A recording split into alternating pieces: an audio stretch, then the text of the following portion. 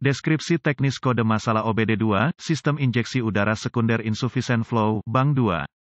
Apa artinya itu? Ini adalah kode powertrain generik, yang artinya mencakup semua merek, model, 1996 lebih baru. Namun, langkah pemecahan masalah tertentu akan bervariasi tergantung pada kendaraan. Sistem injeksi udara sekunder, umumnya ditemukan pada kendaraan Audi, BMW, Porsche, dan VW, dan dapat ditemukan pada kendaraan lain, memiliki fitur pompa udara, manifold buang, katup periksa input, saklar kontrol vakum, sirkuit input listrik untuk saklar kontrol vakum dan banyak selang vakum. Sistem ini memompa udara segar ke dalam sistem pembuangan saat mulai dingin untuk memberi makan oksigen dan gas buang. Ini memastikan pembakaran yang lebih lengkap dari emisi berbahaya, hidrokarbon. Setelah sekitar 1 menit, sistem mati dengan sendirinya. Jika pompa udara dan katup periksa rusak, biasanya lebih mudah diganti. Namun, banyak garis vakum berada di bawah atau di belakang intake manifold. Ini membuat mereka sulit dijangkau dalam banyak kasus. Kode P0492 memberitahu ada kesalahan dengan sistem. Biasanya aliran udara sekunder terlalu rendah pada bank 2. Bank tanda pagar 2 adalah sisi mesin yang tidak mengandung silinder tanda pagar 1. Untuk bank tanda pagar 1, lihat kode P0491. Kode masalah sistem injeksi udara sekunder lainnya termasuk P0410, P0411, P0412, P0413, P0414, P0415, P0416, P0417, P0418, P0419, P04F, P04F, dan P0491.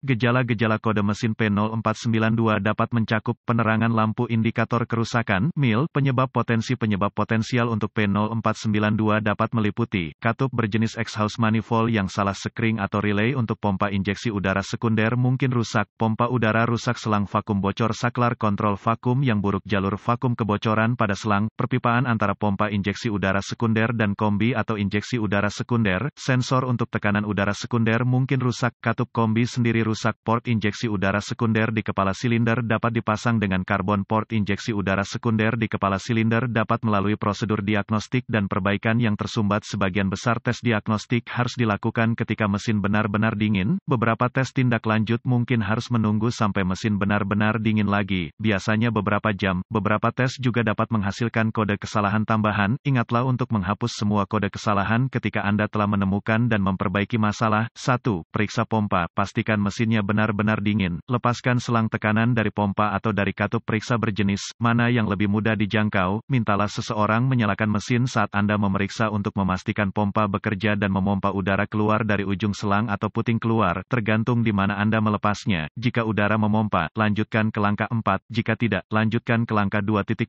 Cabut konektor harness listrik dari pompa. Berikan 12 volt ke pompa dengan kabel jumper, terminal dengan kabel coklat DRD dan terminal lainnya positif. Jika pompa berjalan, lanjutkan ke langkah 3. Jika tidak, pompa harus diganti. 3. Pastikan mesinnya dingin. Hubungkan multimeter, lalu suruh seseorang menyalakan mesin untuk melakukan langkah ini. Tes konektor harness pompa untuk memastikannya memiliki 12 volt dengan memeriksa daya antara dua terminal di colokan harness pompa. Jika Anda memiliki 12 volt, ulangi 3 langkah pertama untuk memastikan Anda tidak melakukan kesalahan. Jika Anda tidak memiliki 12 volt, periksa sekring dan relay. Jika Anda benar-benar menemukan sekring yang buruk atau mengandalkan, ganti. Lalu ulangi langkah ini untuk memastikan Anda memiliki kekuatan di harness. 4. Pastikan mesin benar-benar dingin. Lepaskan selang tekanan dari katup periksa. Periksa apakah ada udara keluar dari selang ketika Anda menghidupkan mesin. Jangan mematikan mesin. Setelah 1 menit, apakah katup menutup dan menghentikan aliran udara?